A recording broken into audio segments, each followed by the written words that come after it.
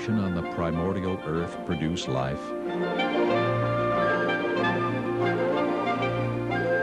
According to evolutionary thought, all life, bacteria, fish, plants, animals, and man, originated from chemical compounds. This theory that life arose from non-living chemicals is called spontaneous generation. One of the fundamental laws of biology is the law of biogenesis, that life comes only from pre-existing life. And of course, for a creationist, that's certainly no surprise. Life, God's life, created life to multiply after its kind. So that makes sense to a creationist. But to an evolutionist, there was a time in the past when there wasn't any life. And so chemicals somehow got together and made living things, and this was often called spontaneous generation. And there have been some enormous problems faced in trying to get a group of chemicals to come to life. A few years ago, Stanley Miller did a famous experiment. He took some simple materials, some methane, some ammonia, some water vapor, zotzed them with an electric spark to simulate lightning flashing back and forth in the atmosphere of the ancient Earth, and in just a week, he got amino acids, the building blocks of protein. And that was hailed as almost making life in a test tube. And that was one I used when I used to teach evolution. But I took a look at the rest of the evidence. And there are three problems with that brilliant experiment. One, he had the wrong starting materials. Two, he used the wrong conditions. And three, he got the wrong results. Other than that, it was a brilliant experiment. The Miller experiment assumed an atmosphere of methane and ammonia, gases that could not have been present in large amounts because the ammonia would be decomposed by ultraviolet light, and methane should be found stuck to ancient sedimentary clays, but is not. Miller also left out oxygen because he knew that oxygen would destroy the very molecules he was trying to produce.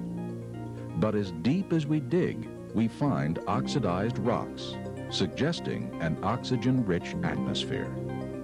The Earth did not have a reducing atmosphere, say an atmosphere of methane, ammonia, and hydrogen that was suggested in the Stanley Miller experiment. The Earth never had such an atmosphere. The geology is now clear. There is good evidence that the Earth has always had oxygen in its atmosphere. Now that would absolutely preclude any evolutionary origin of life. Miller also used the wrong conditions. He used an electric spark to combine the gas molecules.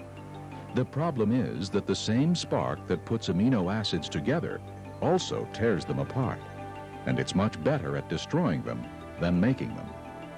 The problem was the chemicals put together, the amino acids in the flask, would also be torn apart by the very spark that put them together. Miller knew that as a biochemist, and so he circulated the gases, trapped out the molecules he wanted, using a well-known biochemist trick, but that would be cheating, because you were supposed to say this is how life arose before there was any intelligent design to preserve these molecules from that destructive force. Wrong conditions. Then he got the wrong results. The main product of the Miller experiment was tar, a nuisance in organic reactions. Trace amounts of several amino acids that make up the proteins in living things were also produced. The problem is that Miller's experiment produced both left-handed and right-handed amino acids. Only left-handed amino acids make up the proteins of life, and just one right-handed molecule prevents their production. What Miller actually produced was a poisonous brew that would destroy any hope for the chemical evolution of life. You might say, well, if what I've just said is true, what about all the evolutionists that believe in this? Well, interestingly enough, the evolutionists would agree with me. There was a time I was at a debate at San Diego State University. I was just in the audience, but two friends of mine, Dr. Henry Morris and Dr. Duane Gish, were doing the debate for the creationists, and at the end, someone in the audience noted, "Ladies and gentlemen, we're privileged this evening. We have in our audience Dr. Stanley Miller." And Gish had explained why Miller's experiment would not produce life from non-life. And so the person asked Dr. Miller, "Would you like to respond to what Dr. Gish said about your experiments for chemical evolution?" And Dr. Miller said, "No."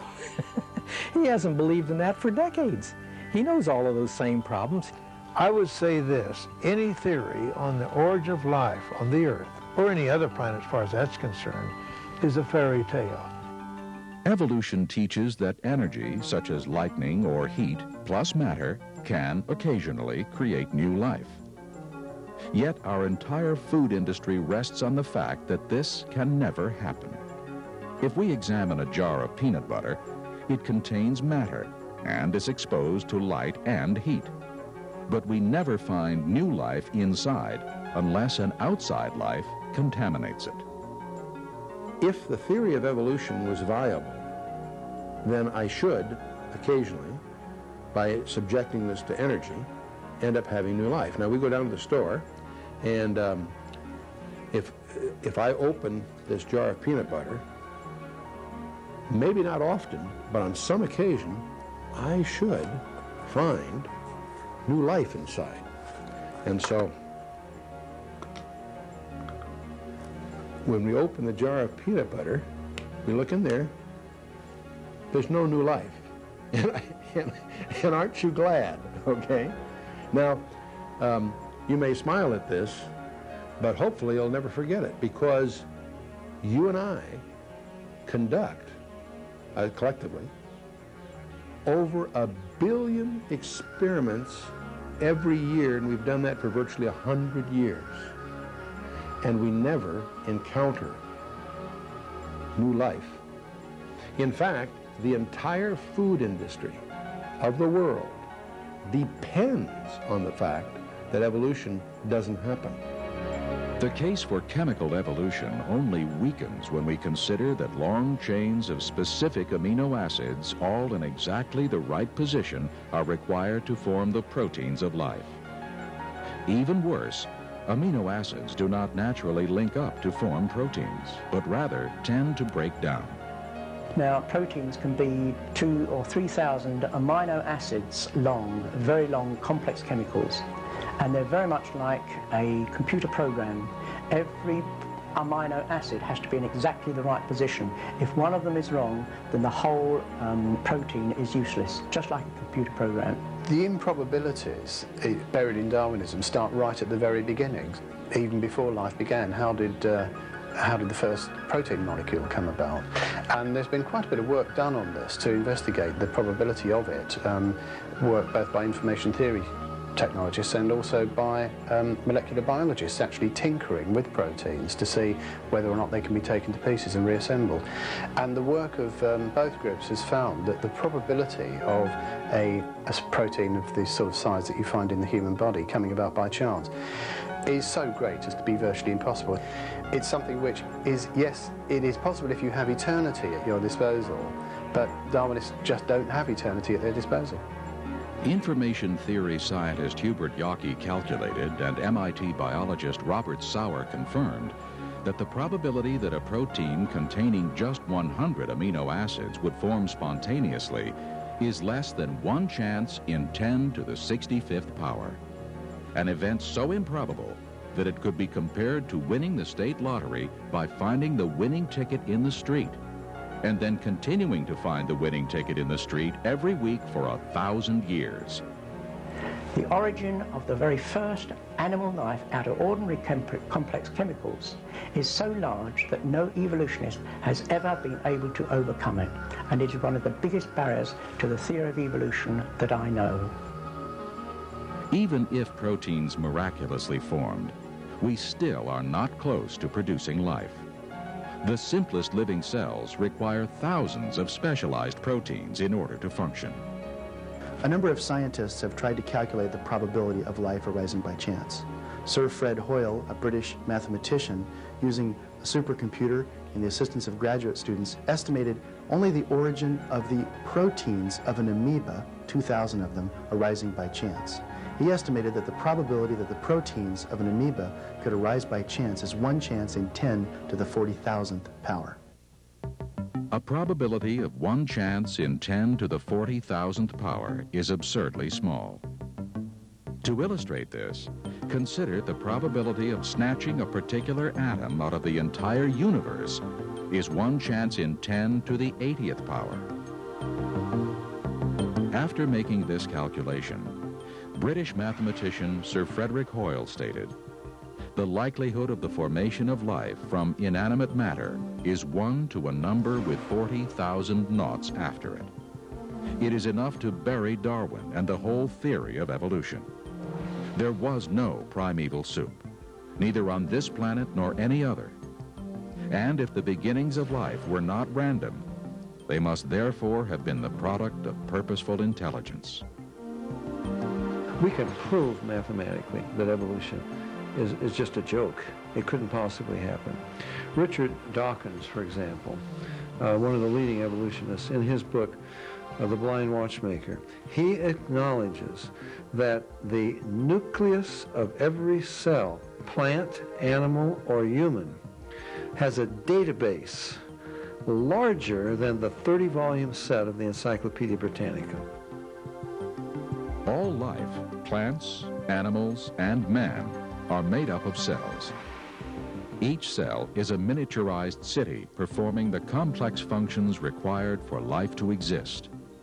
The cell membrane is self-repairing and consists of special proteins that monitor what is outside of the cell, as well as select which molecules are allowed to enter. These proteins act as pumping stations, controlling the import of nutrients and the export of waste materials. Inside the cell, we find staggering complexity. For example, the endoplasmic reticulum is a transportation network with protein-producing factories called ribosomes.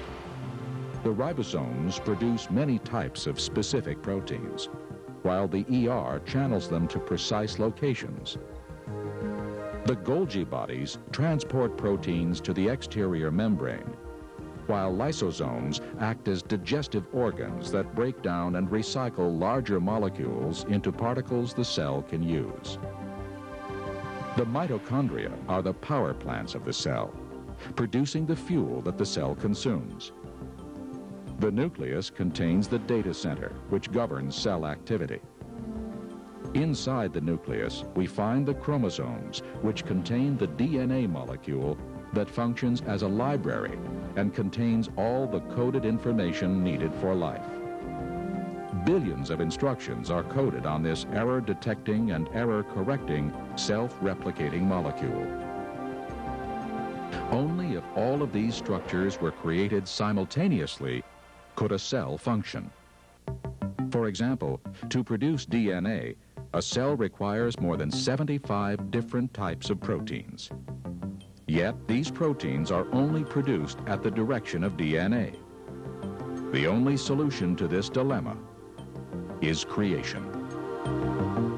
The odds of getting DNA making protein on a roll of the molecular dice is like the odds of getting a 13 on a pair of gaming dice. The potential is not there. The probability is just plain zero. Evolution teaches that bacteria were one of the first life forms to evolve from chemicals. Many bacteria propel themselves with a type of miniature motor called a flagellum. These extremely efficient reversible motors rotate up to 100,000 revolutions per minute. The bacterial motor is similar to an electric motor. It has a filament that acts as a propeller, a universal joint, a stator and a rotor, and a drive shaft